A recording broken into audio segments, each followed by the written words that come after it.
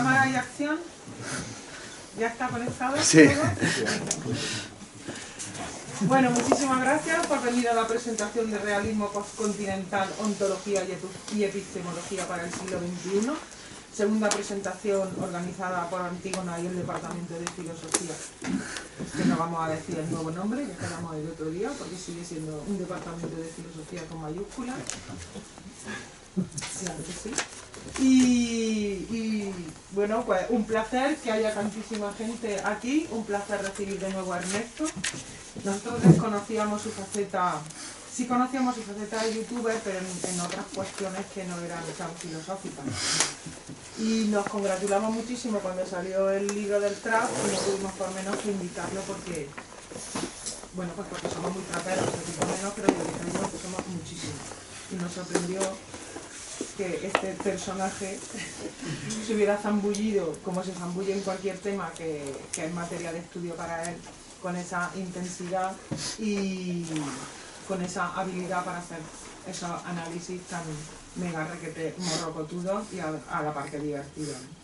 Fue un placer tenerlo aquí y nos congratulamos aún más, y el otro día se lo dijimos al director del departamento, se olfató para contratar a gente brillante, como el otro día con el otro profesor que estuvo también.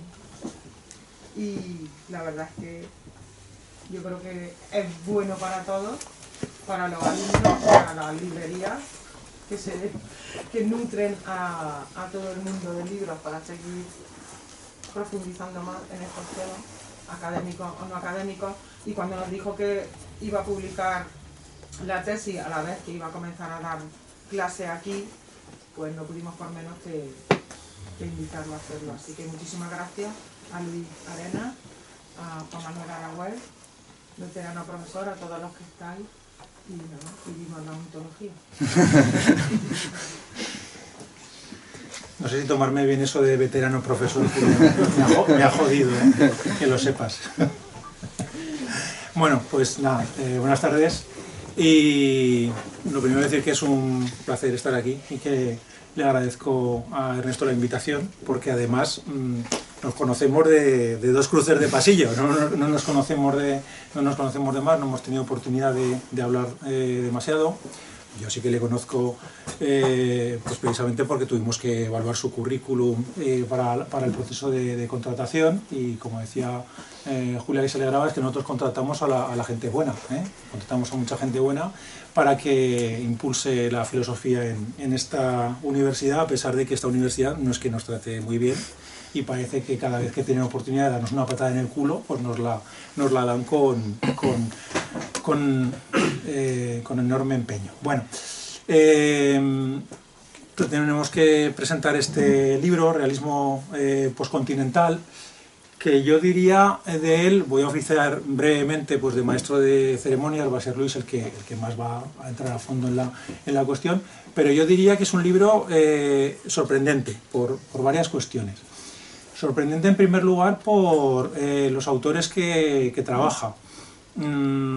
Claro, son 6 autores los que se mencionan en el libro, y yo he de confesar que antes de leer el libro pues solamente conocía uno, a Maurizio Ferraris, ¿no? Luego me di cuenta de que de Meillassoux pues sí que había tenido algo en la mano, que lo había estado ojeando, pero no se me quedó el nombre. Y claro, esa es la primera cuestión que te llama la atención, ¿no? Que estando trabajando como yo estoy centrado en filosofía contemporánea, no solamente en filosofía contemporánea, sino muy atento a la filosofía francesa, pues que de repente te descubran tantos autores que tú desconocías, que no controlabas. En ese sentido, pues es un libro muy bienvenido, porque te permite ampliar el elenco de trabajo y la nómina de autores, pues para poder engarzar los temas para el alumnado que aparece por nuestro lado. Luego también me ha parecido sorprendente en cuanto a la temática. Parece una temática pues realmente que yo no esperaba encontrar. Cuando hablas del realismo, la verdad es que no esperaba el enfoque que presentan los autores, pero ciertamente me ha hecho aprender bastantes cosas, ¿no? Porque la segunda cuestión que diría del libro es que es un libro ciertamente virtuoso, virtuoso en la medida en que hace un recorrido por la historia de la filosofía, pues que demuestra un conocimiento realmente pues muy serio, de diferentes corrientes, de diferentes autores, de diferentes perspectivas. Probablemente discutiríamos en algunas cuestiones, en algunos enfoques que aquí se presentan, pero sí que tiene ese mérito, pues de traer al debate filosófico cuestiones que bueno, no estaban en la agenda, entiendo yo, hace unos años, ¿no? Algunas con un marcado perfil, pues por ejemplo el tema de el trabajo de Meillassoux, que tú apuntas como discípulo de Badiou. Hay una cuestión que a mí me sorprende, igual viene de que soy una persona muy despistada, ¿no? Pero apuntas en un determinado momento que la publicación de uno de los libros de Meillassoux supone una revolución en el campo de la filosofía. Yo no me enteré de esa revolución, porque insisto en que son autores pues que no he trabajado con la excepción de Ferraris. Sí que hay una cosa que me gustaría dejar aquí, por si te apeteciera comentarla y responderla en el proceso de tu intervención posterior, y es que a mí otra de las cosas que me ha sorprendido del libro es que siendo el que es tu perfil, o uno de tus perfiles, una persona tan vinculada con lo mediático, a la hora de hablar de la realidad, la orientación que recojas es la que aparece en el libro, que es una orientación pues ciertamente clásica, que recoge algunos de los problemas pues, más relevantes de la tradición filosófica, como puede ser el de los universales. Y yo sí que he hecho en falta, claro, creo que precisamente si algo es problemático en nuestras sociedades contemporáneas es la cuestión de la realidad, pero precisamente por esa presencia de los medios, por lo que los medios nos transmiten, y sí que en ese sentido pues me ha llamado la atención que alguien que está tan imbuido, y lo vemos aquí, ¿no?, en el ámbito mediático, sin embargo, tu reflexión no haya ido en esa orientación. Bueno, esa es una de las cuestiones que me han llamado la atención, pero es marginal al libro, evidentemente, ¿no? Pero bueno, como decía, en todo caso, a mí me parece un libro pues, que realiza un recorrido por autores desconocidos y por la tradición filosófica, aportando pues, innumerables datos, pues, desde autores de la antigüedad hasta los más contemporáneos, tan contemporáneos, insisto, en que algunos de ellos pues, ni siquiera yo los conocía, y no digo porque no los conociera yo, evidentemente, sino porque creo que no son autores demasiado trabajados todavía, y en ese sentido pues me parece que es un libro pues que aporta bastante, ¿no? Y sin más pues le voy a pasar la palabra a Luis, que así habíamos quedado que le iba a diseccionarlo un poquito más. Bueno, pues muy bien, yo también estoy muy contento de estar aquí, de repetir. En efecto, yo creo que nuestro departamento tiene la inmensa suerte de que en los últimos años se ha ido llenando de lo que yo diría que son los talentos más significativos que andan por ahí, digamos, pululando en el mundo de la filosofía. Así pasó con la presentación del lunes del libro de Emilio de Santiago, así ha pasado con la presentación que hicimos el año pasado con el libro de Aida Míguez, y ahora en el caso de Ernesto es otro caso, ¿no? O sea, de igual, ¿no? De gente, digamos, de una enorme competencia académica que, sin embargo, por el horizonte en el que nos encontramos, pues vive en una situación de precariedad que es profundamente incomprensible, cómo la universidad no puede absorber este tipo de perfiles que por tantas razones resultan tan interesantes. Así que en la medida en que efectivamente yo, digamos, me empeñé mucho en que superáramos la imagen mediática que tenía Ernesto y leyéramos sus cosas, estoy muy contento, y de algún modo también se cierra aquí un ciclo con la presentación de este libro y la incorporación de Ernesto al claustro. El libro que discutimos, que como ya se ha dicho, creo, es la tesis doctoral que presentó hace apenas un año y pico Emilio, es un libro que tiene ciertos méritos que voy a intentar recoger, uno de los cuales es que presenta y critica en muchos sentidos una constelación de pensadores a los que ya se ha referido antes Juanma, muchos de ellos que son efectivamente absolutamente desconocidos para el público, incluso el público especializado en filosofía, que además apenas han sido traducidos en nuestro país, ahora comienzan a ser traducidos, y que, digamos, la mirada de Ernesto los reúne bajo un epígrafe, bajo una categoría, bajo una etiqueta común, que es la de realistas postcontinentales. Ahí, digamos, se dan dos grupos que creo que es posible distinguir entre todos los autores a los que se dedica el libro. Uno sería los llamados, para simplificar, realistas especulativos, Mellesu, Harman, Hamilton, Bessier, y alguno más que me dejo.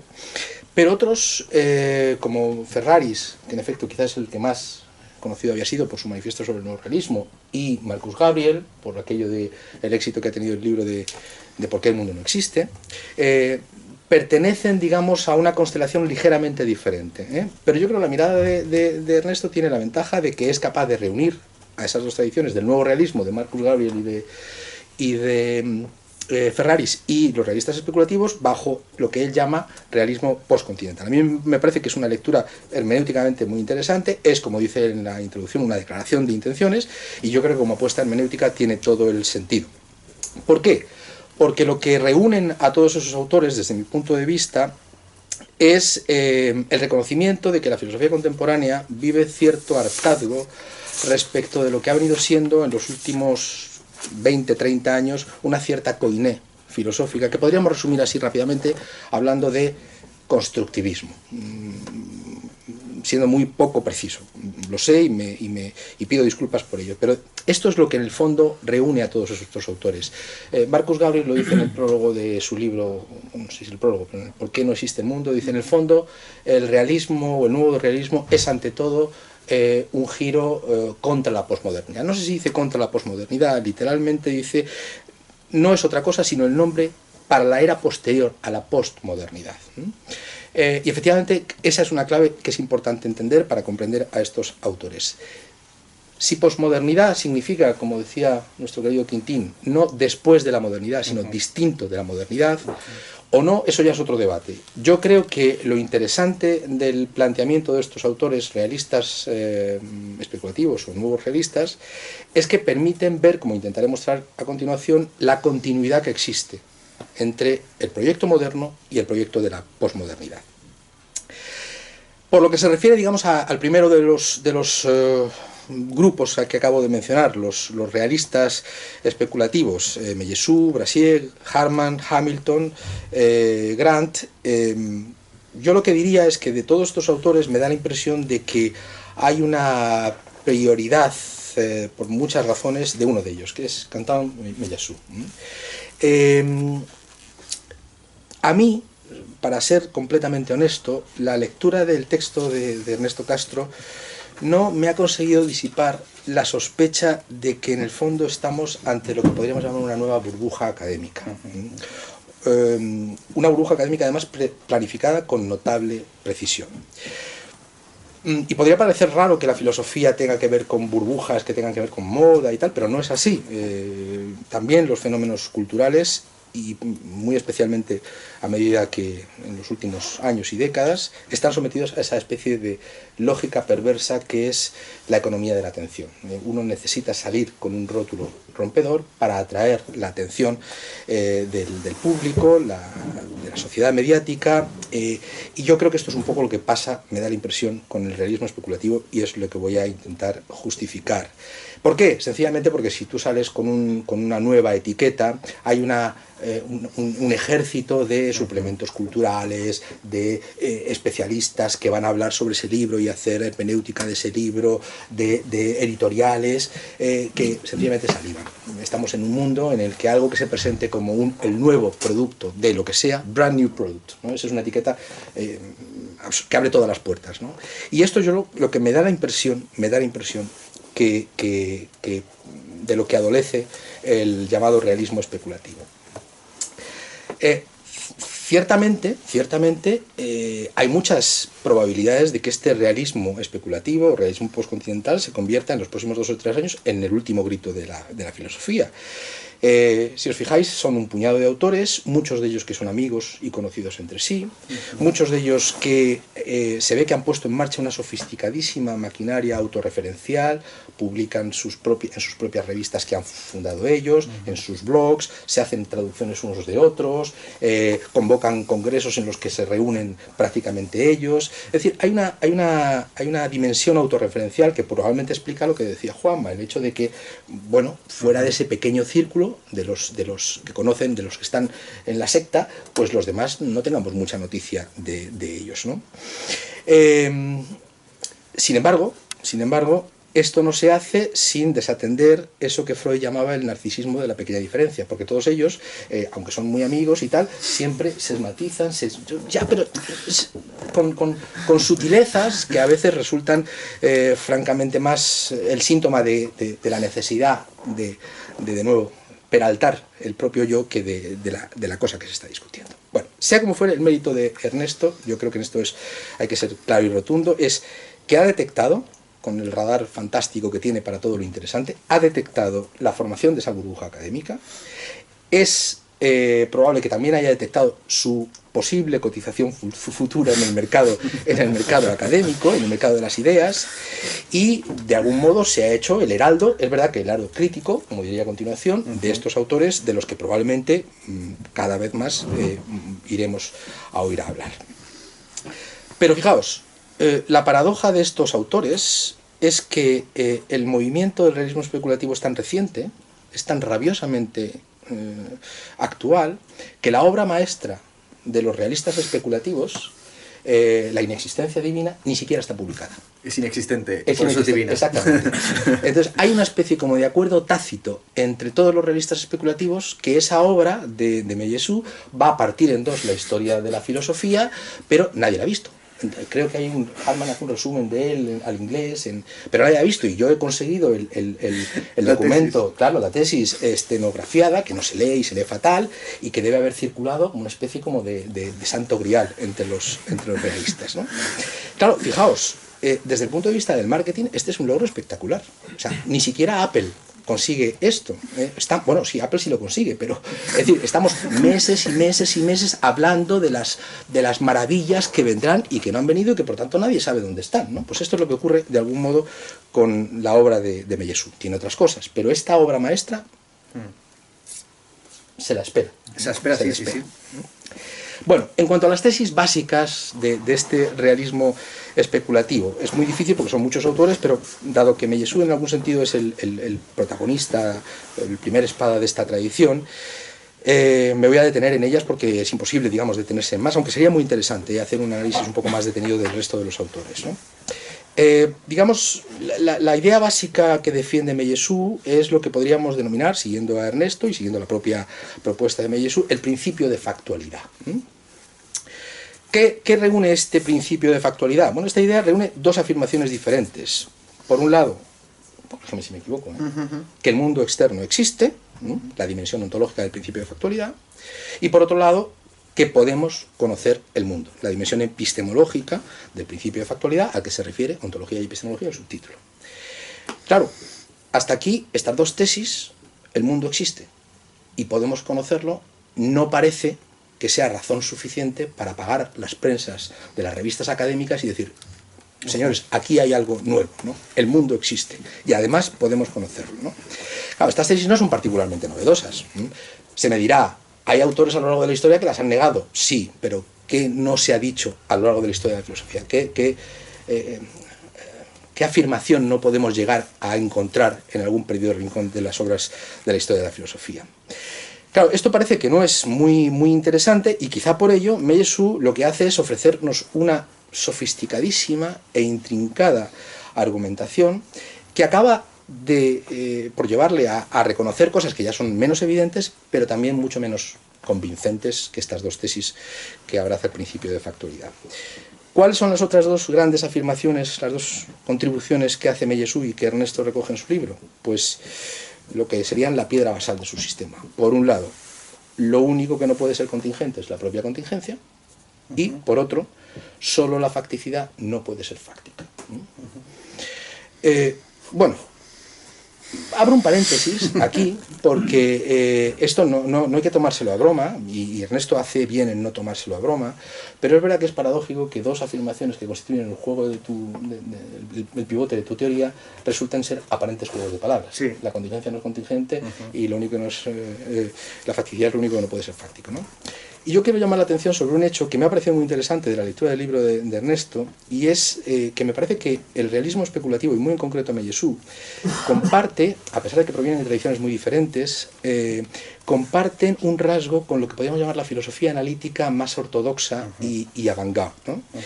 De la que, insisto, digamos, el realismo postcontinental, por muchas razones, está en las antípodas.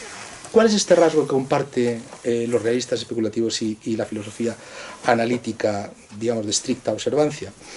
Pues esa capacidad que manifiestan para establecer minuciosas y sutilísimas distinciones conceptuales que, sin embargo, carecen completamente de relevancia filosófica o de alcance filosófico, ¿no? Yo me gustaría llamar a esto el fenómeno de la impostura puntillista. Claro, el discurso es impresionante. Cuando tú lo lees resulta uno verdaderamente intimidado. Pero yo creo que hay algo de impostura en esto, por lo que diré. Claro, en el caso de la filosofía analítica, además, esta impostura podríamos decir que se manifiesta bajo su forma sintáctico-formal, ¿no? Si vosotros leéis a los filósofos analíticos, veréis que son incapaces de resistirse a formalizar cualquier mínimo fragmento de discurso, hasta la lista de la compra. O sea, son capaces de convertir en P implica Q y si P entonces Q hasta la lista de la compra. Esto es llamativo. Los filósofos especulativos, los realistas especulativos, sufren lo que yo llamaría la impostura puntillista por el lado, digamos, semántico. Es decir, esa compulsión a establecer minuciosas distinciones conceptuales. Estoy pensando, es Harman el que habla del socavamiento, sí, y el duocavamiento, ¿y cuál es el otro que se me olvidó? El supracabamiento. Supracabamiento. Sí. Una cosa impresionante de técnico y que intimida, porque ¿qué es el supra? Sabemos lo que es socavar algo, pero supracavar algo, ¿qué es, no? Quizá algunos de los presentes sepáis que Juan dos Escoto era conocido en la Edad Media como el doctor subtilis, justamente por esta capacidad de hacer distinciones. Bueno, pues es un torpe aberchalista categorial en comparación con los realistas especulativos. O sea, realmente el nivel de minuciosidad de las distinciones de estos autores realmente es abracadabrante. Lo de aberchalista categorial es una broma privada que no sé si lo ha contado Tomás Pollán en clase. No, pero esto yo se lo oí, el concepto se lo oía a Tomás. Categorial, está bueno. Se lo oía a Tomás Pollán y como los dos lo admiramos mucho, pues quería hacer ese guiño privado. Bueno, hay que decir de entrada que Ernesto no disimula en muchas ocasiones de su libro la ironía y el escepticismo que muchas de estas distinciones a él le sugieren, ¿no? A pesar de que él, también hay que reconocerlo, hace un esfuerzo enorme intelectual por no hacer un hombre de paja, es decir, por reconstruir las posiciones de estos autores de una manera fidedigna, de una manera fiel, de una manera en que sus posiciones no sean fácilmente ridiculizables. Aún así, yo creo que Ernesto es perfectamente consciente de muchos paralogismos, de muchas digamos, confusiones que se traslucen en esos oscurísimos párrafos y que le llevan a decir en ocasiones él, de sus autores, de sus criaturas, cosas tan bonitas como que algunas de sus contribuciones son papillas ininteligibles, cito, o que los realistas especulativos emplean una jerga bituminosa, esto me ha encantado lo de la jerga bituminosa, o que muchas de sus frases suenan completamente absurdas. Eso lo dice él, no lo digo yo, pero lo comparto. Lo dice él, pero yo lo comparto.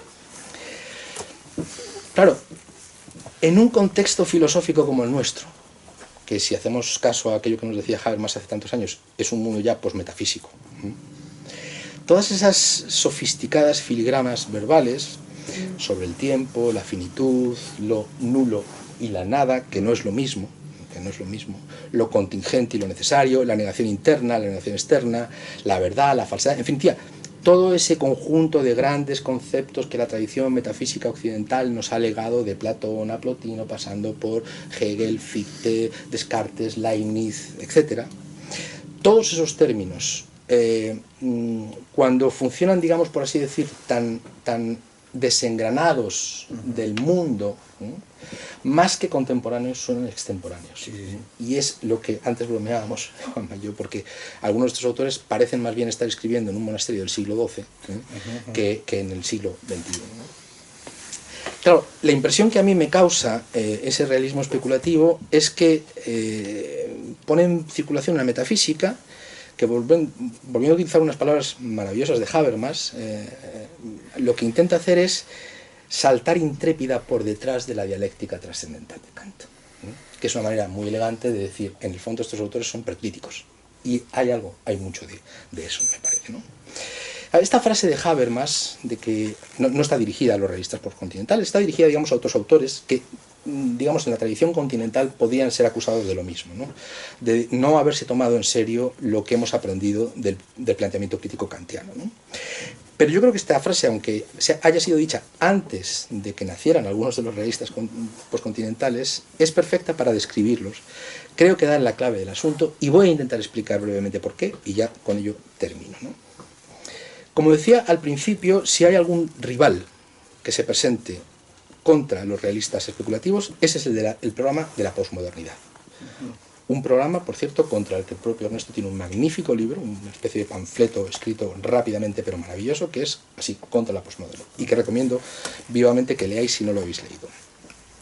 Pero claro, también lo sugería antes, esa posmodernidad, cuando miramos la cosa a cierta escala, puede ser vista como la radicalización y el paso al límite de algunas ideas que habían irrumpido en el siglo XVII, probablemente con Descartes, el primero de ellos. Eso lo podríamos resumir hablando de las filosofías de la conciencia.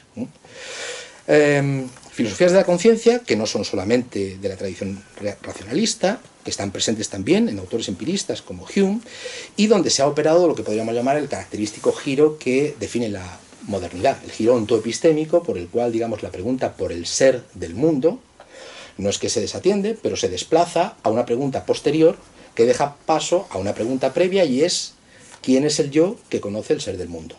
A eso es lo que me refiero con el giro ontoepistémico o el giro subjetivista que caracteriza la filosofía moderna a partir del siglo XVII. La primera pregunta no es por el mundo, sino por el yo que conoce el mundo.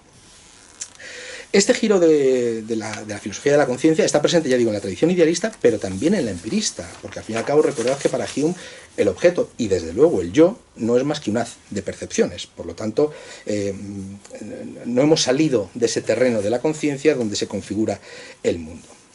Y esa es la razón de por qué toda la filosofía moderna, incluso la tradición empirista, tiene ese aire marcadamente idealista. Quizá Spinoza es el único que se salva de esta acusación, porque para Spinoza el problema de conciencia no es un problema relevante, pero todos los demás autores filosofan, digamos, desde ese locus privilegiado de la filosofía, que es la conciencia, el pensamiento, el yo. Claro, como es natural, el resultado de esto es que en la filosofía moderna la filosofía primera pasa a ser no la metafísica, sino la epistemología. Hay un desplazamiento y la modernidad entenderá que hay que empezar haciendo teoría del conocimiento o epistemología. El famoso ¿qué puedo conocer kantiano? ¿No? Esa es la primera pregunta que debe abrir la reflexión filosófica. Claro, situados en este marco histórico, y ahora volvamos la atención al giro lingüístico de la filosofía en el siglo XX. El giro lingüístico, en buena medida, se puede considerar una suerte de anticipo de la posmodernidad que eclosionaría en el último tercio del siglo XX. Pero fijaos que el giro lingüístico, en el fondo, está en conexión con ese giro moderno por lo siguiente, porque aunque el lugar de la reflexión no sea ya la conciencia, ese lugar se ha externalizado al lenguaje, pero sigue siendo verdadero para todos los filósofos y filósofas que sucumben a este giro lingüístico, que no podemos dejar de plantearnos previamente la pregunta por el lenguaje antes de cualquier otra reflexión. Dicho de otra forma, después del giro lingüístico, la filosofía primera es la filosofía del lenguaje. Hay que empezar el lenguaje formal, el lenguaje ordinario, el lenguaje lógico, el lenguaje en definitivo, ¿no? En el fondo, si aceptamos ese intervalo entre la modernidad y la posmodernidad, el giro lingüístico es el punto que los enlaza a los dos por lo siguiente, porque la posmodernidad no va a hacer sino radicalizar o llevar al límite esta idea que podríamos encontrar en en el giro lingüístico, de que, digamos, el ser que puede ser conocido es lenguaje. Luego, por supuesto, se complejificará y ese constructivismo ya dejará de ser lingüístico para dar paso a otro tipo de construcciones muy sofisticadas, pero que en el fondo hunden sus raíces en lo mismo. Es imposible, o sea, ha desaparecido el mundo, ha desaparecido la realidad, y en ese sentido lo que tenemos es un conjunto de lenguajes abiertos, plurales, en conflicto, y por tanto, digamos, como ha desaparecido el mundo, como el mundo ya no es un factor relevante para decidir qué posición es o no racional, en el fondo lo que encontramos es una especie de diafonía tontoxón, que dirían los de pluralidad de voces, ninguna de las cuales puede reclamar prioridad sobre las demás, y por tanto, en el fondo, lo que acaba imponiéndose como verdad, por decirlo en términos rápidamente Foucaultianos, es aquel discurso que tiene en su mano el poder. Quien puede hacer imponer la verdad es el que tiene el poder. Claro, a veces este poder es retórico, otras veces este poder es militar, pero este giro permite entender por qué en la posmodernidad la filosofía primera es la disciplina que se ocupa de pensar el poder, es decir, la filosofía política. La inflación de filosofía política en la que estamos insertos tiene que ver justamente con eso, que estamos discutiendo, como diría Alicia, quién manda en lo que significan las palabras, quién define qué es matrimonio, o qué es hombre, o qué es verdad. Fijaos, habríamos pasado de una filosofía moderna que, bajo el giro copernicano de Kant, viene a decir que no puedo conocer del objeto, sino lo que mi conciencia ha puesto en él, al giro deconstructivo de Derrida, que dice que no puedo conocer del objeto, sino que lo que el lenguaje ha puesto en él, dado que no hay nada fuera del lenguaje, no hay nada fuera del texto.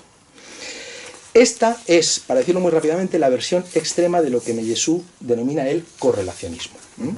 Y este correlacionismo es lo que vincula a toda la filosofía desde el giro moderno cartesiano hasta la posmodernidad.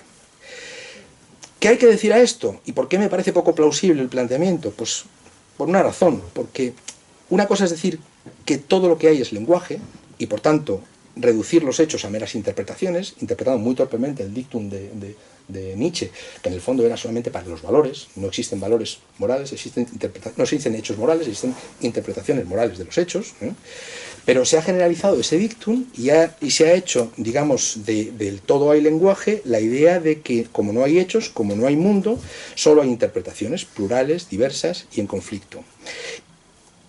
Pero es muy diferente decir esto, que todo lo que hay es lenguaje, a decir que solo podemos acceder al conocimiento del mundo a través de los signos. Yo con esta segunda frase sí que me comprometería. Los signos pueden ser de muy diverso tipo, pueden ser percepciones, pueden ser impresiones, pueden ser intuiciones, al modo de la filosofía de la conciencia, pueden ser modelos científicos, pueden ser teorías. Si aceptamos que todo lo que hay es lenguaje, en el fondo convertimos la verdad, como decía hace un instante, en la resultante de una serie de fuerzas. La verdad es la que dicta quién ha vencido. En el discurso, ya digo, retórico o a veces militar. Y por tanto, el supuesto de la razón última de nuestra mirada sobre el mundo se retira. No hay, por decirlo con Julián Pacho, digamos, el mundo no es un factor relevante para tomarnos en serio qué opinar sobre lo que hay. Claro, de aquí a las fake news hay un paso mínimo, hay una estrecha conexión también con este factor. Entonces, claro, desde ese punto de vista, si aceptamos que todo lo que hay es lenguaje, pues en el fondo la verdad es un efecto performativo, nada más.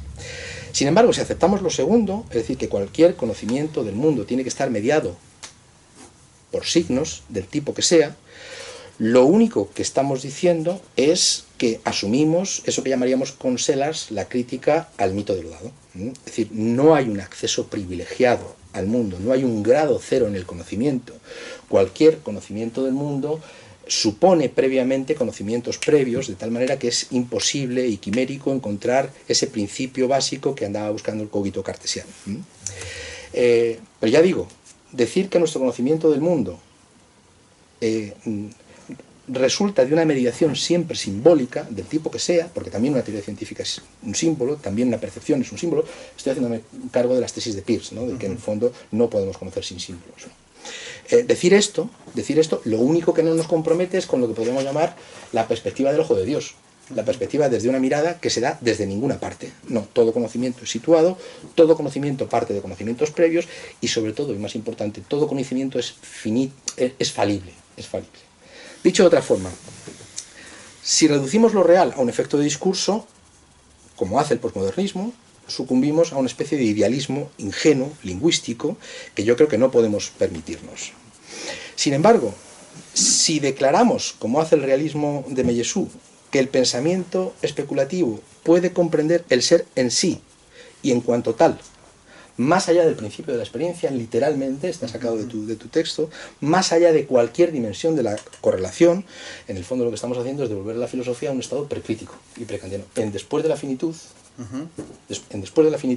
Mellesú reconoce que efectivamente ese es el riesgo, ¿no?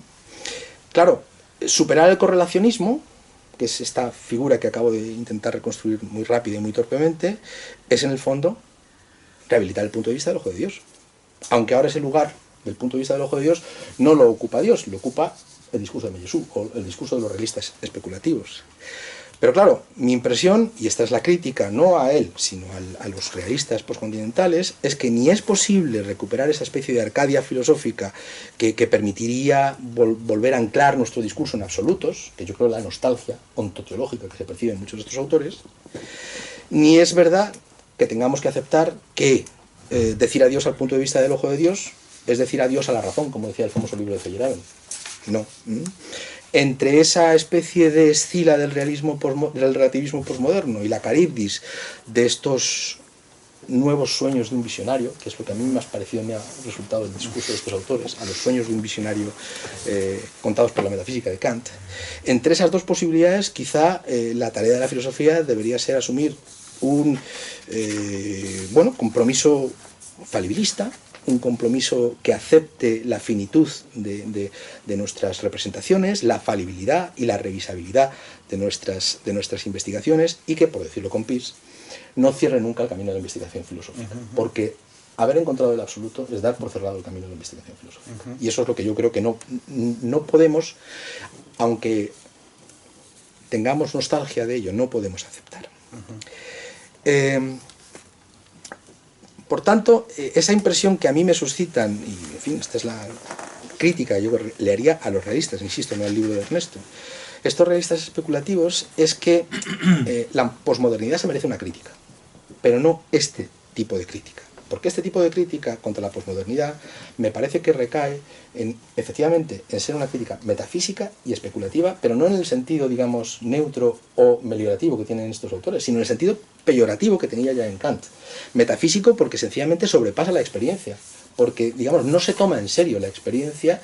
Es muy significativo la irrelevancia de estas discusiones, por lo menos para aclararnos con las cuestiones del realismo en filosofía de la ciencia. ¿Cómo es posible que tratados que hablan sobre la realidad en ningún momento aparezca, por lo menos en Mellesú, el problema del estatuto de los términos científicos en la ciencia? Si un protón o un quark son reales o son construcciones.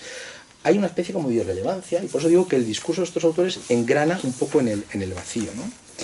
Y es especulativo también en el peor sentido que tiene, por ejemplo, en Kant, cuando dice Kant que, y cito, los principios con los que la razón especulativa sobrepasa sus límites no constituyen una ampliación, sino que examinados de cerca, dice Kant, tienen como resultado indefectible una reducción de nuestro uso de la razón. Esa es justamente la sensación que me da a mí la propuesta de algunos de estos realistas.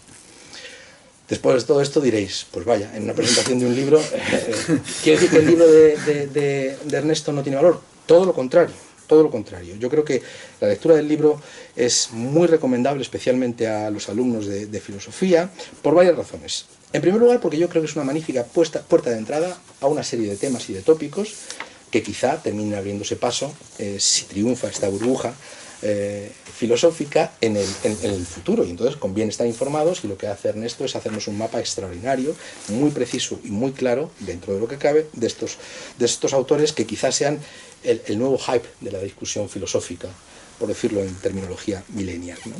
Y en ese sentido, la reconstrucción que hace Ernesto es muy cuidadosa y permitiría filtrar críticamente de estos autores que nos interesa o que no nos interesa rescatar o leer en primera persona. Pero sobre todo yo creo que es recomendable, y con esto sí que quiero terminar, por lo siguiente, porque justo en aquellos intersticios en los que Ernesto deja de hablar de los realistas porque introduce el capítulo en cuestión o porque, digamos, desde esos temas lanza sus flechas al pasado de la filosofía, lo que encontramos es una maravillosa reconstrucción de una enorme claridad de lo que yo llamaría muchos filosofemas, que son fundamentales para, digamos, para operar en un discurso filosófico mínimamente complejo. Es decir, si alguien no sabe lo que es el inferencialismo de Brandon, pues aquí lo puede encontrar. Si alguien no sabe lo que es la crítica de Sellars al mito de lo dado, pues puede encontrar 2 o 3 páginas fantásticas. Si alguien no sabe lo que es la reducción eidética de la fenomenología, Ernesto nos lo explica con toda claridad. Si alguien no sabe en qué consiste la polémica entre los nominalistas y los realistas del siglo XIV, él hace una reconstrucción fantástica. Por ejemplo, la introducción. La introducción es una historia de la filosofía, tomando como hilo conductor el problema del realismo. Entonces, repito, se puede aprender muchísima filosofía leyendo el libro de Ernesto, pero no deja de generar una paradoja, y es que, desde mi punto de vista, lo más interesante del libro de Ernesto es cuando no habla de los realistas. Bueno, esto es un poco, luego si salen más cosas comentaré, ¿no? Pero esta es la gran paradoja que me ha suscitado. Bueno, pues nada, para mí, desde luego. Queda poco que decir, la verdad es que me ha parecido que una presentación cojonuda la que acabas de hacer, Luis. Muchas gracias evidentemente de nuevo a la librería Antígona por acogerme y gracias evidentemente a mis 2 cicerones por hacer la presentación. Voy a ir sobre una serie de puntos que se han mencionado para redondear un poco la presentación que yo creo que ha sido magnífica que acaba de hacer Luis. En primer lugar, justificar la presencia de Juanma. La razón por la cual me parecía que podía ser un segundo de a bordo interesante era por su especialidad en Deleuze, justamente. Es decir, es un autor que no ha sido mencionado como uno de los referentes de todos estos autores, pero sí que es bastante importante, casi tan importante hasta cierto punto como Lacan.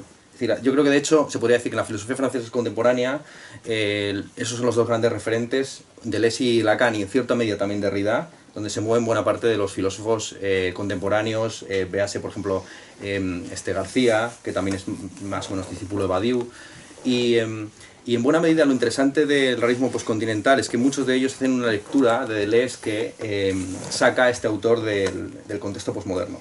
Es decir, y sobre todo de esa lectura tan agria que se hace de Deleuze en Imposturas intelectuales, efectivamente, Sokal y Bricmont, donde se le reduce prácticamente como una suerte de sofista, así como a muchos de estos autores y referentes. El caso más señalado seguramente sea el de Latour. Latour seguramente sea uno de los padres de esta inflación del discurso no antropocéntrico, orientado hacia los objetos, que es lo que más ha fascinado e interesado precisamente a los artistas, lugar por donde está empezando a calar justamente esta burbuja filosófica. Entonces, varios de los autores del libro, muy seriamente Grant, que comenzó siendo un deleuziano postmoderno, y el caso también de Meillassoux, quien tiene un artículo que no me dio tiempo a comentar, pero que es un artículo muy bueno, en el que lo que hace es analizar a Deleuze como si fuera una suerte de filósofo presocrático. Hace lo que él denomina un ensayo de filosofía ficción, que consiste en pensar que de Deleuze tan solo nos quedan fragmentos como los que nos quedan de los filósofos presocráticos, y en este caso no lo comprendíamos como un filósofo presocrático, sino como un filósofo postbersoniano. Imaginemos que de aquí a unos siglos tan solo nos queda del siglo XX la obra completa de Bergson, y de Deleuze nos queda tan solo unos fragmentos. Sabemos que es un discípulo de Bergson hasta cierto punto, y hay una serie de fragmentos del texto de Deleuze sobre Bergson y de diferencia y repetición. ¿Cómo reconstruiríamos la obra de Deleuze como filósofo postbersoniano? Y hace Meillassoux una interpretación muy curiosa y muy singular, una reconstrucción de una posible filosofía deleuziana que en parte coincide pero no con las tesis de diferencia y repetición. Entonces yo creo que buena parte de la recuperación de Deleuze en el siglo XXI va de la mano, a mi juicio, de la separación de la figura de Guattari.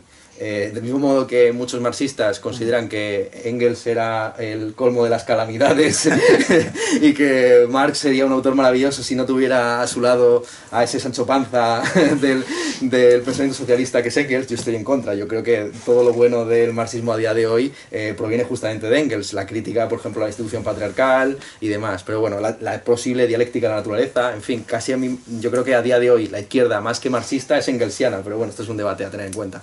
Y buena parte de los deleuzianos a día de hoy, más que deleuzianos, son guattirinianos, vamos a decirlo así, que les interesan más bien las tesis provenientes del análisis del esquizoanálisis de Guattari. Entonces, buena parte de la recuperación de Deleuze que llevan a cabo estos realistas postcontinentales consiste en regresar a los textos previos al diálogo con Guattari, musicalmente diferencia y repetición. Y ahí tenemos autores que no están mencionados un poco de pasada, como el caso Manuel de Landa, el mexicano, quien ha intentado recuperar a Deleuze y ponerlo en vinculación con una serie de conocimientos ingenieriles y demás. Estas son cosas que espero volver a abordar en futuros textos, artículos y demás, sobre todo una serie de autores que están trabajando la cuestión del pensamiento deleuziano en relación con las técnicas algorítmicas, en fin, cosas bastante complejas y mucho más racionales y engarzadas con el siglo XXI que quizás este debate escolástico tipo siglo XIV o siglo XIII. También me parece interesante que estuvieras aquí porque leí justo tu prólogo de Capizzi. Capizzi es un filósofo y un historiador de la filosofía italiano quien se ha propuesto reconstruir el pensamiento de muchos de los autores clásicos de la antigüedad desde una perspectiva no peripatética. Entonces, claro, yo no sé si soy peripatético, yo desde luego patético soy, no sé si el peri me lo merezco o no, pero el libro es un libro profundamente peripatético, ¿no? Es decir, todos los temas que se tratan en la introducción tienen que ver con la tradición aristotélica, la cuestión de los universales, los trascendentales, las categorías, y de hecho las lecciones que estoy aquí impartiendo en esta universidad pues tienen que ver con la tradición en última instancia aristotélica, muy seriamente la obra de Suárez como un discípulo privilegiado de toda esta herencia peripatética, ¿no? Entonces, claro, hay mucho de historia de la filosofía peripatética en mi obra, en esta obra de realismo postcontinental, porque hay un análisis de los autores descontextualizado de sus contextos políticos. Aunque sí que es cierto que cuando dejo de hablar de ellos, de repente me salen ciertos ramalazos acerca del contexto sociopolítico alemán, italiano, francés. Cuando ya me meto en harina, ya todo lo que interesa son lo uno, lo bueno, lo bello, los accidentes de pasión, posesión, posición y todo este tipo de cosas, ¿no? Y sí, tienes razón en que el título tiene un componente irónico, es decir, se habla de ontología y epistemología para el siglo XXI, pero podría poner perfectamente para el siglo XIV, ¿no? Es decir, pero es que yo lo creo firmemente, que si uno quiere hacer un análisis que vaya... Puedes borrar una de las series claro, y se queda siglo XI. Siglo XI, efectivamente. Yo creo sinceramente que no se puede abordar los medios de comunicación y todo el debate acerca de las fake news y demás si no se tiene un profundo bagaje escolástico. Porque en última instancia, cuando hablamos de las fake news, estamos hablando del problema de la verdad, problema que así que fue abordado de una manera sutilísima por todos estos autores, coordinado con la cuestión de la belleza, la bondad, en fin, los trascendentales, ¿no? Entonces, la relación entre apariencia y verdad es una cuestión que ha sido abordada con tal detalle, de una manera tan minuciosa por estos autores que me parece muy apresurado, por así decir, lanzarse a lanzar discursos edificantes acerca de los medios de comunicación sin, por lo menos, tener esta base, ¿no? Entonces, de alguna forma, esta es una base para quizás abordar lo otro, pero me parecía muy necesario.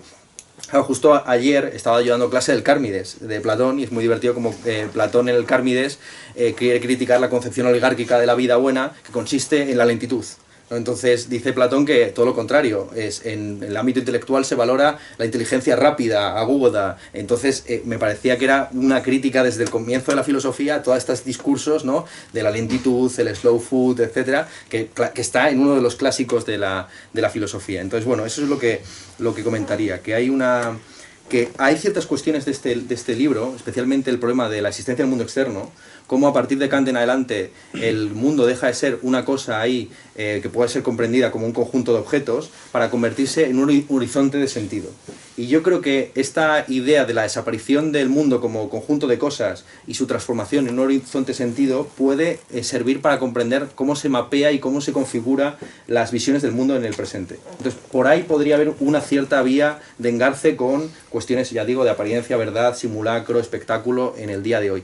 Y también el otro debate, o sea, para que se hagan ustedes a la idea, yo lo que vengo a demostrar aquí, o lo que intento demostrar en mi libro, es que estos autores que pretenden superar el paradigma kantiano, de alguna forma, no solamente están atrapados en el pensamiento kantiano, sino que todavía más están atrapados en el pensamiento metafísico medieval, centrado en dos temas que son la existencia o no del mundo externo y el estatus ontológico o epistemológico de los universales. Lo que vengo a subrayar es que, en todo caso, su gran contribución es que, mientras es colocar cada uno de estos problemas en su campo específico. Los medievales debatían sobre los universales como si fueran cosas, entonces planteaban el debate en términos ontológicos. Los universales están en las cosas, antes de las cosas, después de las cosas, ¿dónde se encuentran? Como si fueran objetos o entes. Mientras que, por el contrario, todos los modernos debatieron acerca del mundo externo en términos epistemológicos. ¿Cómo se accede al mundo? Por medio del razonamiento a priori, por medio de la experiencia, en fin.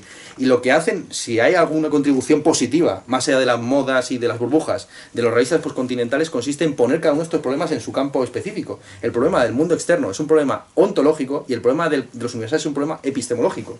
Entonces, otra contribución de estos autores al debate actual acerca de la apariencia, la verdad, las fake news y demás, sería justamente su defensa del realismo epistemológico, de que existen universales a través de los cuales se puede conocer el mundo, que no todos son conjuntos de individuos, o sea, la lucha contra el nominalismo, por decirlo rápidamente, la lucha contra la idea de que no existe lo bello, lo bueno y lo verdadero, sino que lo que hay es concepciones de lo bueno, de lo verdadero, y que lo que hay que discutir es quién tiene el poder para imponer justamente esas concepciones de lo bueno, lo bello y demás. Entrando a subrayar ciertas cosas de la intervención de Luis Arenas, que me ha parecido muy buena, y creo que ha dicho casi todo lo que se puede decir acerca del libro.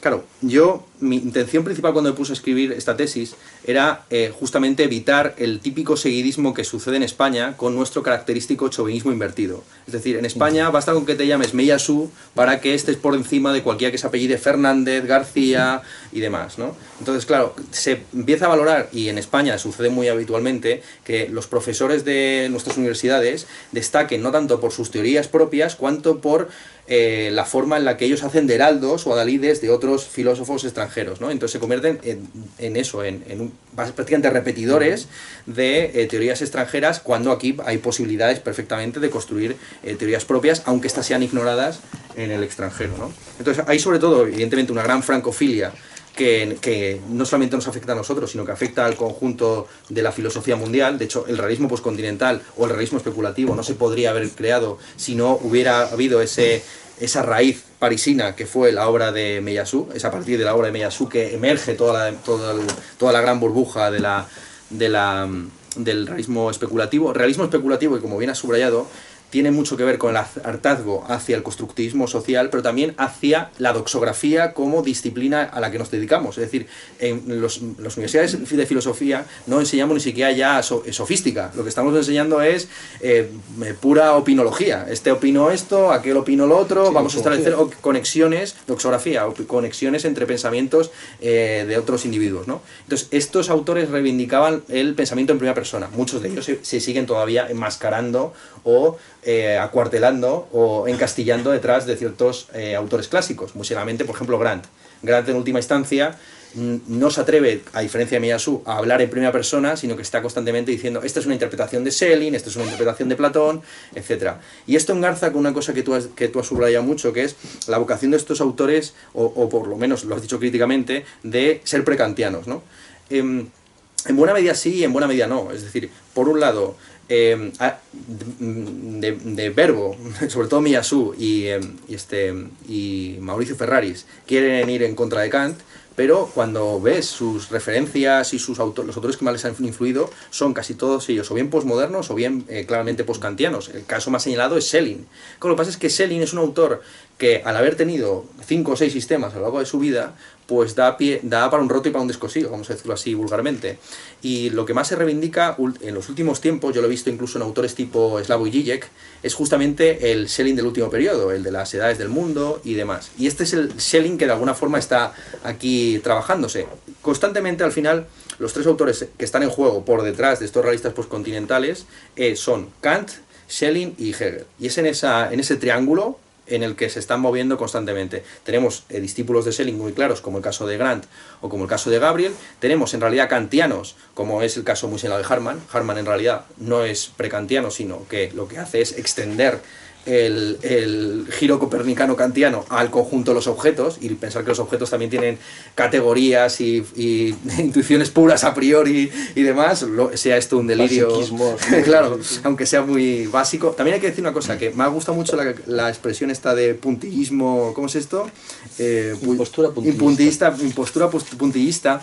Tiene razón en que, sobre todo Meillassoux, es muy de hacer ciertas distinciones que a veces no van a ningún lado, pero justamente los autores más apreciados y más populares, como el caso de Hartmann, más que ser puntillistas, se destacan por su abertzalismo, por la forma en la que tienen de hacer retórica. De hecho, yo en un momento dado le critico a Hartmann, que ha convertido la variación imaginativa de Husserl en una variación retórica, donde se trata de ir rellenando libros de 200 o 300 páginas con la misma tesis repetida una y otra vez con diversos ejemplos, bromas y demás, ¿no?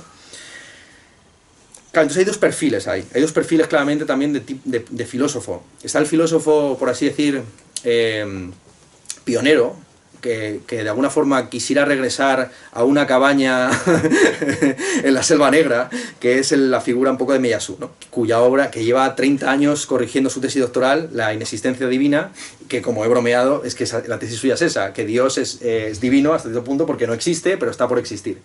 Y entonces, en ese libro, que está todavía en marcha, pues es un libro precisamente que genera tanto hype, que la gente pues está delirando acerca de lo que puede contener en su interior. Lo que se puede consultar en internet, y yo gloso en mi libro, es la tesis doctoral tal y como la presentó en el año 98, si no recuerdo mal.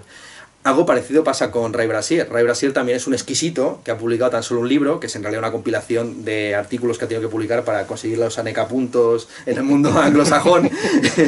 Pero su obra más importante es justamente también su tesis doctoral, Teoría Alien, que también está inédita y tan solo se puede consultar a través de los repositorios en internet, ¿no? Entonces, ese es un perfil claramente de filósofo que estos encarnan, es decir, el filósofo vinculado a las grandes cuestiones, alejado del fragor de la opinión pública, y luego está el filósofo enfangado en la divulgación, como es el caso claramente de Gabriel.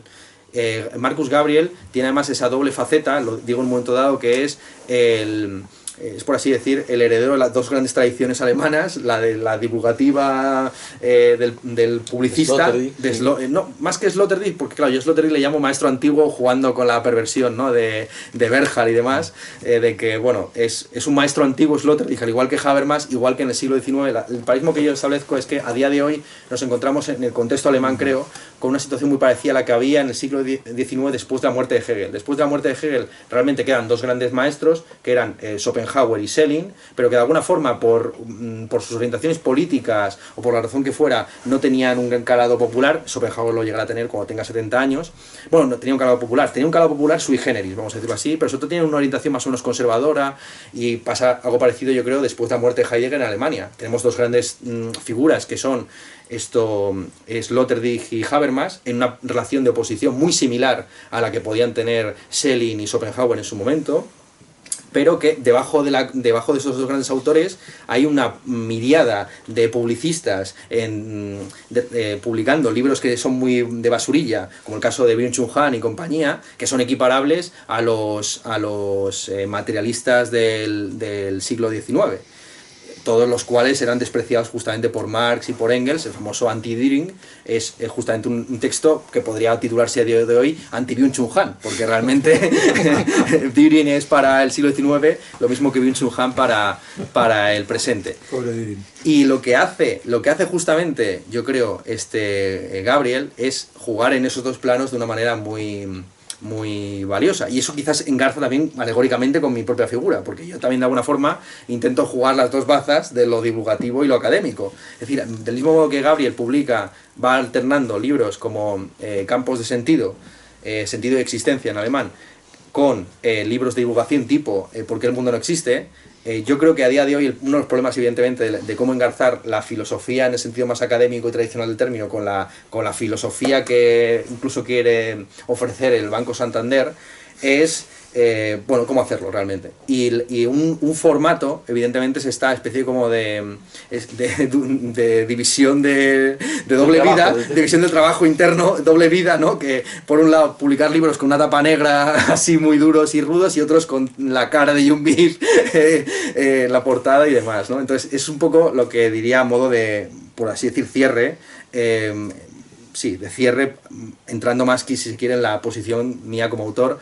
Evidentemente me dio mucho placer la tesis doctoral a modo de reconciliación también con muchos autores. Es decir, yo empecé, me puse a investigar sobre estos autores porque quería, por así decir, saber, esta era la última, y ver qué era lo que estaba circulando por ahí, y también para fomentar una recepción crítica de estos autores, para que el primer libro que se publicara en castellano no fuera el de un seguidista, como había sucedido con Foucault, Deleuze, etc., quienes los primeros que los tradujeron y demás eran unos discípulos y unos fans absolutos, y pues eso, ponerle el preservativo, por así decir, al público español cuando se aproxime a estos autores, y esa fue la intención original. Pero conforme fui escribiéndolo, me di cuenta de que me interesaba mucho más ciertos autores que yo había despreciado en mi formación académica, muy seriamente, ciertos filósofos posmodernos, o sí calificados como posmodernos, el caso de Derrida, el caso de Deleuze, que aunque no aparece, pues yo la verdad es que he tenido que leer mucho Deleuze para comprender ciertas cosas, sobre todo de Grant, y el caso también, por supuesto, de Heidegger, que es un autor reivindicado de una manera muy interesante por Harman. Entonces, como se ha dicho, quizás el libro no merezca la pena por los 6 autores contemporáneos, salvo para estar informado de por dónde van a venir las hostias en los próximos años de las modas filosóficas, sino a mí por lo menos, evidentemente, lo que más placer me dio fue ese intento de reconstruir la historia de la filosofía, centrándome sobre todo en la Edad Media, que es un periodo en el que en los planes de estudio de filosofía se suele pasar con 2 brochazos, y que donde están, sin embargo, muchas posiciones que luego han sido recuperadas o modeladas en diversos autores. Un autor que está más o menos ausente, pero que para mí es muy importante, evidentemente, es Platón. Uno que está muy presente y que para mí es el centro del canon filosófico a día de hoy, como tú has señalado, es Kant. Es decir, de Kant provienen prácticamente todos. Y Kant como el vértice, por así decir, entre la escolástica tradicional, Wolff, Baumgarten, a la que quieren regresar gente como Mauricio Ferraris, porque claro, Mauricio Ferraris es iba a decir presocrático, prekantiano, en el sentido de que quiere regresar a una estética como tener el conocimiento sensible. Pero ojo, tu querido John Dewey va por esa línea más o menos. Es decir, cuando se quiere recuperar una experiencia, la idea de la experiencia estética, bueno, esto es un debate ulterior, ¿no? Pero vamos, por ahí iría la cosa. Hay autores que evidentemente quieren saltar, como tú bien has dicho, por encima de Kant, pero en última instancia, saltando por encima de Kant, caen en la red todavía mucho más amplia de la filosofía escolástica. Y eso es lo que diría. Muchas gracias.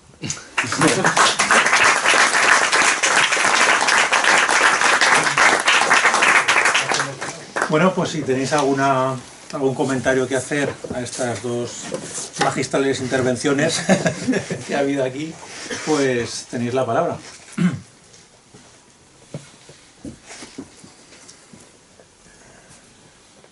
Yo, hasta que la gente se caliente, que es lo que siempre pasa, que luego falta tiempo y nos cierran la librería, yo sí querría decir algo, ¿no? Querría decir algo respecto digamos, del lugar que puede ocupar, no tanto Kant, porque en todos los sentidos Kant podemos decir que está superado en su literalidad, vamos a decirlo así. En fin, no sé si se puede seguir manteniendo con solvencia las afirmaciones kantianas una vez se ha producido la revolución de las geometrías no euclídeas, una vez que se ha producido la revolución de la cuántica, de la relatividad. Realmente sería muy difícil mantener la letra de Kant, pero si reducimos a lo que voy a llamar así el espíritu de Kant, esa idea de que esos 2 planos que tú has intentado, digamos, discriminar, el plano ontológico y el plano epistémico, claro, dices tú, los realistas especulativos entienden que un problema es el problema del mundo externo, el problema ontológico, y otro problema es el problema de los universales, cómo abordamos el tema del conocimiento de los universales y, por tanto, el problema epistemológico. Claro, lo que pasa es que yo creo que ya leer a fondo y en serio a Kant es darse cuenta que esas 2 dimensiones no son disociables. No.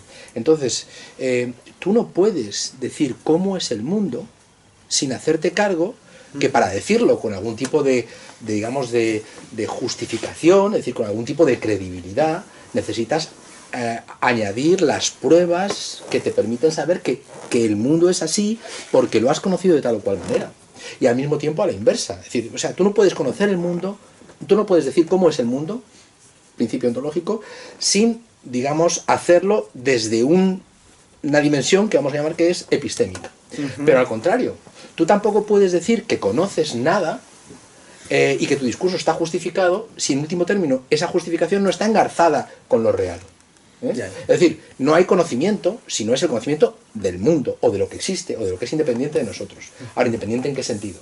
Entonces, digamos, entender bien a Kant es hacerse consciente de que esas dos dimensiones que la tradición metafísica había separado, el sujeto y el objeto, la pregunta por el ser y la pregunta por el conocimiento, son literalmente indisociables. Y cualquier intento de disociarlas es sencillamente eso, dar un salto precrítico. Ahora bien, quizá, y aquí entraría la crítica a Kant, quizá podemos interpretar qué papel tiene la cosa en sí, en Kant. Es una nostalgia del absoluto, la cosa en sí kantiana, porque en el fondo yo creo que lo que está latiendo en estos autores es una especie de nostalgia de lo absoluto. Es como si, fíjate, después de la finitud, no había caído en la cuenta, pero el libro se llama Después de la finitud, pero es que no hay después de la finitud, ni en términos existenciales, nos vamos a morir y esto es lo que hay, ni en términos ontológicos, nunca vamos a poder dar por definitivamente construida una imagen del mundo, ni en términos epistemológicos, nuestro conocimiento siempre podrá ser objeto de un ulterior perfeccionamiento. Es decir, es que estamos instalados en la finitud. Por eso, a mí, en estos autores, igual, tampoco quiero ser muy venirme arriba, ¿no? Pero detrás de muchos de estos autores veo como el faldón de la sotana. Hay una especie como de nostalgia ontoteológica en este asunto que a mí me parece que... Yo recuerdo, por ejemplo, hay un famoso libro que tiene Enrique Tierno Galván, que por supuesto los que estéis aquí no conoceréis quién es, pero fue un antiguo alcalde de Madrid, que además era catedrático en Salamanca, si no me equivoco, ¿no? Sí. En Salamanca, y tiene un libro maravilloso que se llama ¿Qué es ser agnóstico? O algo así. Sí. Y dice, bueno, ser agnóstico es estar perfectamente instalado en la finitud. Es decir, estar en la finitud y no tener nostalgia de nada más. Yo creo que eso es la gran aportación que ha hecho la crítica al fundamentismo característicamente moderno, de un lado o de otro. Y esto es lo que no perciben estos autores. Quieren ir más allá. En francés que es après la finitud, que también mantiene esa especie como de ambivalencia temporal y después de la finitud. Es que no hay después de la finitud. Estamos instalados en la finitud. Y eso significa que no podemos dar por cerrados ninguno de nuestros discursos. Claro. Y eso significa que tenemos que estar continuamente autorrevisándonos críticamente, y ese, por así decirlo, es el legado que podríamos todavía conservar de la Ilustración. La obligación de estar continuamente pensándonos críticamente a nosotros mismos. Lo otro me parece sencillamente una nostalgia del absoluto que es imposible, ¿no? Claro, además son muy... es que es muy Meillassoux, el que está realmente ahí azotando y criticando es Meillassoux. Pero quizás es lo más interesante de claro, todos. No, por supuesto. Claro. De hecho, es que la cita con la que comienza el capítulo de Meillassoux dice literalmente: esta es la gran seducción de la reactividad. ¿Qué filósofo enfrentado a un comunicador no desearía silenciosamente volverse un cura? Que es en lo que se ha convertido él, claro, evidentemente. Y esta es la tensión que hemos dicho previamente entre el divulgador y el académico. Sí, completamente. En Meillassoux, sobre todo, claro, la propuesta política de Meillassoux, agárrense, es que la única posibilidad de justicia mundana es que haya una resurrección de todos los muertos. El otro día bromeábamos que con José Luis Lizaga, que bueno, depende de los muertos que resurrezcan, ¿no? No todos los muertos que van a resucitar serán buenos. Y ahí, bueno, es interesante sobre todo por cómo revisa el concepto de nihilismo en Nietzsche. O sea, lo que tiene Meillassoux, desde luego, es, por un lado, un estilo cartesiano que utiliza, también como en Descartes, para mezclar un racionalismo teórico con un voluntarismo práctico salvaje. En Descartes era la cuestión de la ética provisional, y en Meillassoux es todo este tema del cuarto mundo, el dios por venir, el dios de los filósofos y tal, el dios niño. O sea, una serie de temas que aparecen al final del capítulo, que todo el mundo que ha leído el capítulo de Meillassoux decía qué bien iba este buen hombre hasta que llegó a la resurrección de los muertos, ¿no? Claro que la inexistencia divina, el título de la tesis doctoral de Meillassoux, para el cual después de la finitud es tan solo el prólogo, viene a decir eso, que Dios no existe, y que su inexistencia es justamente divina, porque si Dios existiera se tendría que hacer cargo de las injusticias que han sucedido. La única forma de que haya justicia no solamente para los vivos, sino también para los muertos, que es un tema muy benjaminiano y teológico y demás, es que aparezca un niño, bueno, es que es un delirio, pero vamos, que aparezca un niño Dios que haga resurgir a los muertos y que en ese momento ya seamos sempiternos y en todo caso podamos tener la posibilidad del suicidio filosófico. En fin, lean el capítulo, me da mucha vergüenza ahora exponerlo verbalmente, ya me costó ponerlo por escrito, pero lo tienen ahí, o sea, realmente esto es lo máximo a lo que he podido llegar, reconstruirlo racionalmente. Tiene que ver también mucho con lo que él denomina los símbolos filosóficos. Esto es más interesante. Subraya Miyasuke, a lo largo de la historia de la filosofía, pues ha habido varios símbolos que han permitido engarzar el microcosmos con el macrocosmos, ¿no? Pues en la antigüedad era un símbolo de tipo astronómico, que en última instancia había una cierta conexión, aunque sea geométrica, entre el macrocosmos y entre el mundo sublunar y el mundo supralunar, con esa diferenciación entre lo perfecto, los movimientos rectilíneos y el movimiento circular. En ese símbolo astronómico físico queda destruido en la época moderna con la aparición de la física cartesiana galileana, momento en que aparece lo que él denomina el símbolo romántico, es decir, que hay una cierta conexión entre la vida orgánica y las expulsiones del ser humano.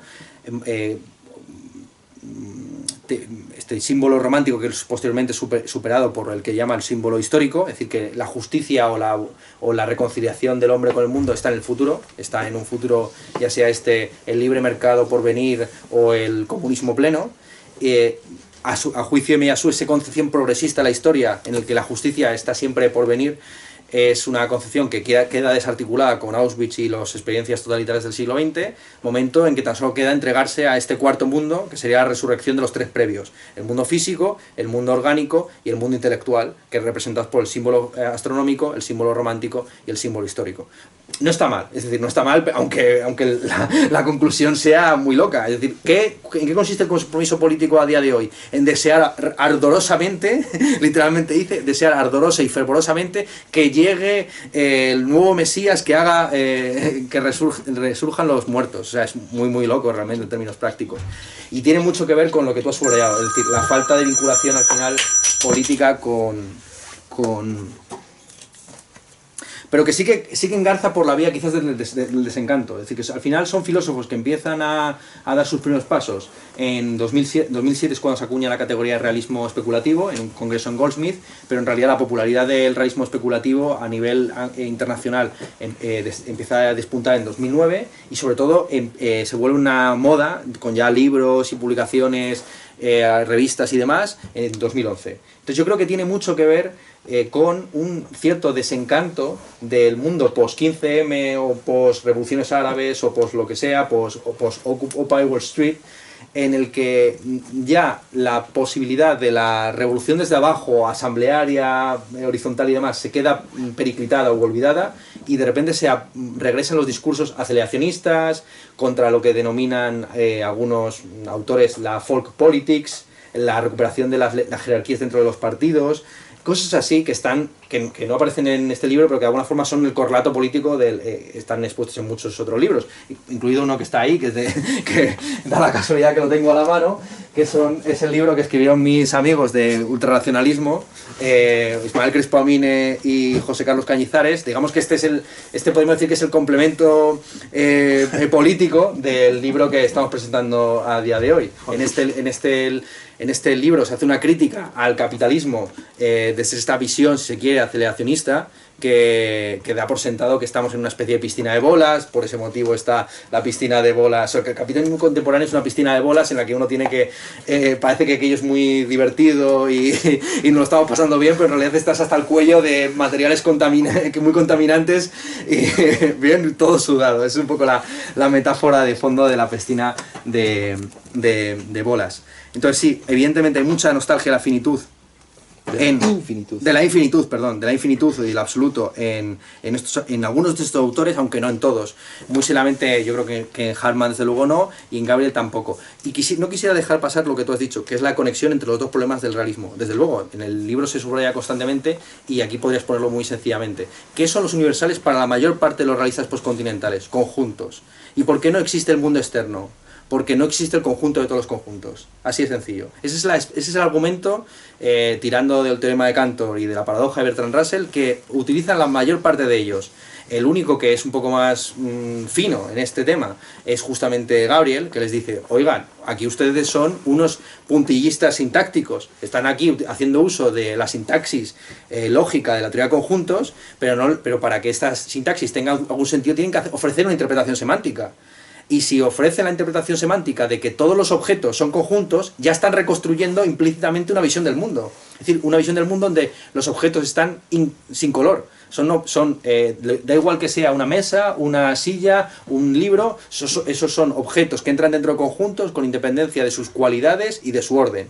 Esa es una visión, en última instancia, del mundo, sí. Por eso Mellesu empieza su discusión después de la finitud con una rehabilitación de la distinción entre las cualidades primarias y secundarias. Efectivamente, ¿no? efectivamente. Pero ahí hay una especie como de esa nostalgia del absoluto. En estos autores se manifiesta, digamos, en su rehabilitación de la matemática en un sentido completamente platónico. Para ellos es como si la matemática fuera el verdadero lenguaje del universo. Todo lo que pueda ser sometido a una fórmula matemática, eso sí que es real. Claro, a mí me parece que... Pero eso es completamente... Porque ya digo que están las dos vertientes. Por un lado están los pitagóricos, que son Ray Brasier principalmente y Miyasu, que en realidad lo que hacen es heredar de Badiou esa fascinación por el matema. Y luego están los que están más interesados por el poema, que son principalmente Ferraris, principalmente, que es el que recupera la idea de la estética ingenua, para el cual la realidad consiste en la inenmendabilidad que principalmente se manifiesta en la experiencia sensible cotidiana. Entonces, por un lado están los que recuperan eso, justamente, la matemática como filosofía primera, prácticamente, y los que quieren recuperar la estética como filosofía primera, pero la estética en el sentido de Baumgarten, claro, y ahí eso sí que son ya pre-kantianos, claramente, que quieren regresar a una aprehensión del mundo intuitiva que no esté atravesada por discursos, relaciones de poder, saltando por encima del posmodernismo y del kantismo, eso sí, completamente. Es llamativo, ya no quiero aburrir, pero es llamativo, por ejemplo, la ausencia de la tradición pragmatista, claro, sí, en todos estos autores que has citado. Es llamativo también como, salvo, creo que es Ray Brasier, que dice en un momento determinado, que eso parecía muy interesante, hay que elegir entre Darwin o Husserl. Me pareció una manera muy sintética de ver, y yo en esa afirmación estaría completamente de acuerdo. Me da la impresión de que no hay opción posible. Hay que aceptar a Darwin y superar a Husserl. Es muy significativo, si os fijáis, que la única tradición en la filosofía contemporánea que no ha vivido su hay filosofía post-marxista, hay filosofía post-analítica, hay filosofía post-estructuralista, pero no hay filosofía post-fenomenológica. Los fenomenólogos se han quedado viviendo en ese mundo eterno e inmarcesible, y claro, no se han visto obligados digamos, ajustarse. ¿Por qué? Sencillamente porque de lo que hablan no es nada que pueda, digamos, conectarse con el mundo, ¿no? En fin, bueno, tampoco quiero, insisto, aburriros más, ¿no? Sobre todo a la hora que es, y sobre todo porque a lo mejor hay alguien que quiera preguntar algo, sí.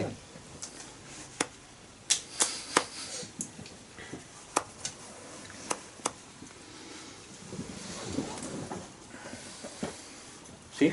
Quería preguntar si podías desarrollar un poco lo de Dewey y la estética como teoría del conocimiento sensible, y luego, aunque hablas muy irónicamente de una ontología y una epistemología para el siglo XXI, te pregunto si piensas que es necesario también confeccionar una nosología a la altura del siglo XXI, si es factible y si sería una tarea para un individuo o más bien para un colectivo.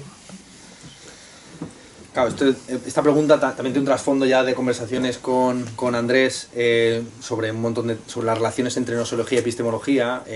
Claro, al final un filósofo que está un poco también por detrás, que nos ha mencionado algo de esta exposición, pero que es necesario mencionar en algún momento, es Gustavo Bueno, Entonces, claro, Gustavo Bueno hace una diferenciación entre epistemología y nosología, donde la nosología es la teoría de la ciencia no tiene como objetivo conocer el mundo en el sentido ordinario del término, sino construir nuevos campos de realidad. En ese sentido, su posición en teoría del conocimiento es hiperrealista, entender que la ciencia construye realidades, y es una posición curiosamente calificada de postmoderna, divagante e infame por Sokal y Bricmont en Imposturas intelectuales, cuando denuncian a Bruno Latour como farsante por decir que Tutmosis III no pudo morir de varicela, dado que la varicela fue descubierta y por tanto creada en el siglo XIX. Hasta entonces existían enfermedades que venían de los dioses o de lo que fuera, ¿no? Pero Tutmosis III no murió del bacilo de Koch, ¿no? Esa es con la lectura con la cual no sé si Gustavo Bueno literalmente estaría de acuerdo, pero de fondo sí, porque la tesis de Gustavo Bueno es que las ciencias sí que van construyendo realidades y que no existía el teorema de Pitágoras hasta que se descubrió el teorema de Pitágoras, aunque después esto luego tuviera una recurrencia y una identidad sintética que permitiría la independencia del teorema de Pitágoras respecto de Pitágoras.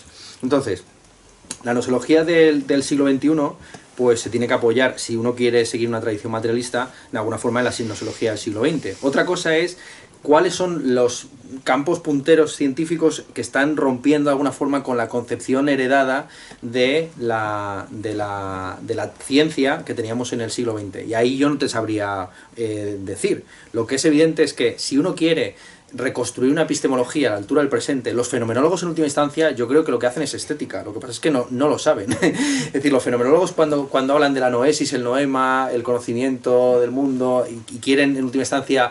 Pero en el sentido de Van Garten. Claro, el sentido de Van Garten. No en el sentido, digamos, de la teoría del arte. Claro. Entonces, pero de alguna forma, cuando se habla cuando se quiere crear una estética de lo cotidiano y se quiere volver a vincular la teoría de las artes con una cierta experiencia fenomenológica del mundo, se está regresando a la problemática relación que mantiene que tenía la estética en el siglo XIX y en el XVIII como un compuesto de teoría de lo bello y lo sublime, teoría de las artes y teoría del conocimiento sensible. Yo creo que es un campo, el de la estética, que tiene pues, un estatus muy particular por esta dimensión tripartita que tiene. Entonces es lo que diría, o sea, al final la pregunta que me has hecho es una pregunta trampa, porque sobre Dewey sabe más él que yo y es un déficit evidente del libro, es cierto. Dos déficits. Uno, si se contempla como una historia de filosofía, que no lo es, aunque sí que hay mucho de exposición de lo que yo he aprendido y lo que yo sé de historia de filosofía. No están por ningún lado los empiristas británicos. ¿Pero por qué? Porque al fin y al cabo no solamente es una historia de filosofía peripatética, sino también racionalista. Y lo que se sigue es esa tradición escolástica que está en Suárez. De Suárez pasa a Descartes y a Leibniz, y desde esos otros autores irradia hacia Spinoza, Wolff y en última instancia Kant. Y los que no aparecen, salvo, yo creo que sí que son mencionados, son Hume, Locke, Berkeley, claro que en última instancia son la base también de una cierta idea de la estética o de la fundamentación de la epistemología en una teoría del conocimiento sensible, por decirlo rápidamente. Entonces, para mí es muy importante, evidentemente, esto es una cosa por hacer, evidentemente. Me parece que el trabajo que hacen Mauricio Ferraris y compañía de intentar construir una estética como fundamento para ir más allá del giro lingüístico, entender que antes de que categoricemos lingüísticamente el mundo, lo aprendemos por una serie de sentidos, y que hay ciertos y que aquello que no nos es perceptible, ni táctil, ni podemos tocarlo, ni degustarlo, ni oírlo, ni verlo, ni nada, eso no nos es concebible ni pensable. Entonces, de alguna forma, se está aquí uniendo dos facultades intelectuales que durante toda la tradición moderna se separaron, que era la facultad de la imaginación con la facultad del intelecto. Es un tema también muy de la tradición kantiana, el problema del esquematismo y el papel de la imaginación trascendental en la deducción de las categorías. Sí. ¿Alguna otra pregunta o cuestión? Sí. Sí, pues, muchas gracias. Con respecto a la crítica, con respecto a si es la matemática, igual que antes has dicho que hubo una época en que lo interesante era la filosofía del lenguaje, es posible que con nuestros conocimientos, que muchas veces de lo que significa la matemática como conocimiento profundo, hay expectativas de que haya esa metáfora entre la filosofía de la matemática. No sé si me explico. Tú comentabas que no sabías cómo la física cuántica que describe las interacciones entre los protones, cómo eso nosotros podemos ver que ocurre, que nos parezca que no, pero ocurre. Sí. Y a mí esta pregunta me da pie para comentar una cosa que no ha salido, que es, claro, porque él le está apuntando hacia lo que tú veías que era un vacío en parte de estos autores, que era que no entraban en diálogo con todo el debate acerca del realismo en científico, ¿no? Y es cierto, y eso es un tema que yo desde luego estudié bastante en el máster, que tuve oportunidad de estudiar allí en Barcelona, y allí seguían todavía debatiendo sobre el tema del éter, el flogisto, el calórico, y si debemos comprometernos o no con las entidades postuladas por nuestras mejores teorías científicas. Todavía me acuerdo casi de las frases literarias que nos decían en aquel máster. Y yo creo que está, pero muy de fondo, porque al final el ejemplo que utiliza Meillassoux constantemente para hablar de que la realidad existe con independencia de la correlación sujeto-objeto es el Big Bang. Entonces, por así decir, se da por resuelto ese debate, se da por sentado que el Big Bang no es simplemente un constructo, un modelo, una hipótesis, sino que es una realidad que descubrimos a través del análisis de la radiación de fondo, ¿no? Entonces, de alguna forma, Meillassoux parte de la victoria de los realistas en ese debate, que es un debate que al final queda ya está cerrado, es un debate que sucedió en los años 80-90, pero a la mayor parte de los que se dedican a filosofía y la ciencia a día de hoy, salvo para enseñárselo a los estudiantes, creo que no regresan sobre estos temas, o espero que no regresen sobre estos temas, porque yo creo que más o menos igual que pasó con el feminismo, la victoria aplastante de las feministas pro sexo sobre las...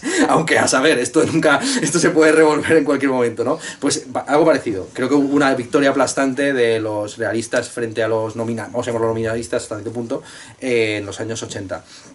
Y eso es lo que comentaría en relación... justamente ese es el punto de engarce, si se quiere, entre estos autores y la tradición analítica. Porque claro, el título del libro, a lo mejor el título del libro les parece un poco enigmático, ¿no? Porque postcontinental, más allá de qué continente están estos tipos, ¿no? O sea, ¿a dónde quieren llegar estos? Han descubierto la Antártida, ¿no? El quinto... la Antártida, perdón, la Atlántida, que yo estoy, perdón, es que tengo la gripe, no sé si de la nueva o la vieja, y ya estoy un poco delirando. Realismo postcontinental es una referencia a la división de la filosofía en el siglo XX, que la hemos dado aquí, por supuesto, en todas las exposiciones que hemos hecho, entre analíticos y continentales. Claro, los analíticos están más comprometidos con la visión un poco de la ciencia que tú has expuesto, mientras que los continentales, tradicionalmente, la visión que yo hago es un poco esa, ¿no? Que proviene la diferenciación de las escuelas filosóficas de Kant, de las tres partes de la crítica de la razón pura, está expuesto en la introducción del libro, y el punto de engarce, si se quiere, lo que hace que estos autores no sean completamente continentales, sino ya postcontinentales, es la forma que tienen de, por un lado, acudir a ese puntillismo absurdo hasta cierto punto, y por otro lado engarzar, aunque sea simplemente las conclusiones, con ciertos debates de la filosofía analítica, y sobre todo con autores que a mi juicio, si no son pragmatistas, sí que podrían interpretarse dentro de cierta influencia pragmatista, como el caso de Sellars, y por supuesto todos los discípulos de Sellars son pragmatistas. O sea, lo que tienen en común al final Brandom, Rorty y demás es su pragmatismo. Claro, Brasier, que se convierte en un selarsiano al final de sus días, no lo hace por el pragmatismo, sino por el naturalismo. Que, por cierto, yo sé que es una posición que tú suscribes. Tú, en última instancia, aquí eres una especie también de preservativo naturalista dentro de esta universidad, cumples esa función en tus clases de primera carrera. Un tema que me parece interesantísimo a debatir. ¿Cuál es la relación que existe entre el realismo, por un lado, el materialismo por otro, y por otro lado, como tercer punto, el naturalismo? Claro que son tres formas de superar el constructivismo social, pero por tres vías distintas. Por así decir, el realismo quiere regresar a las tradiciones clásicas escolásticas, y por lo tanto está en debate con esto del idealismo moderno o con el nominalismo medieval.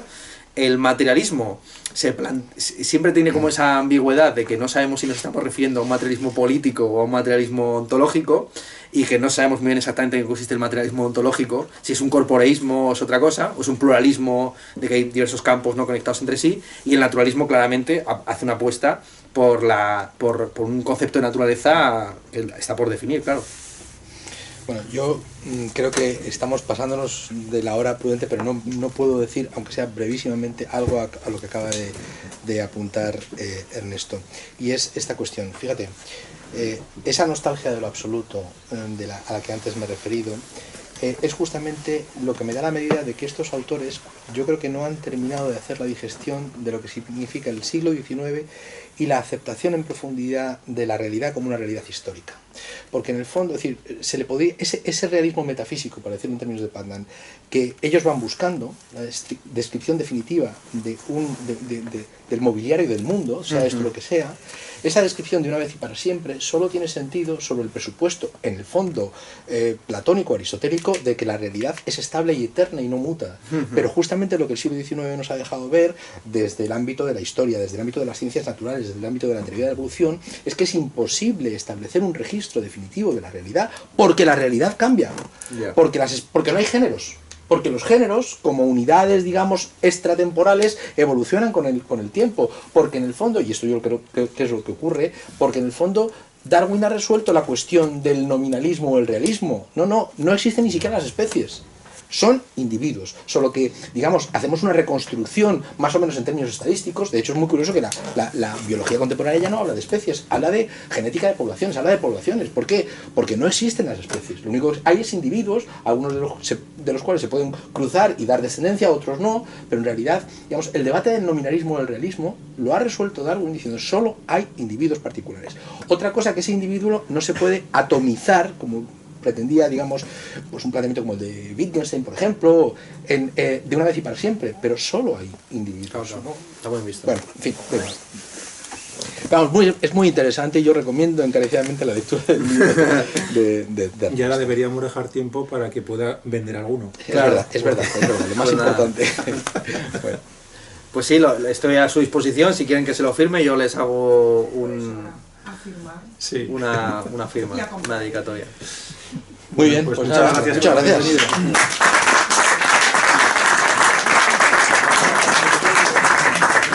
Dios, qué intenso. Bueno, es que... Ya.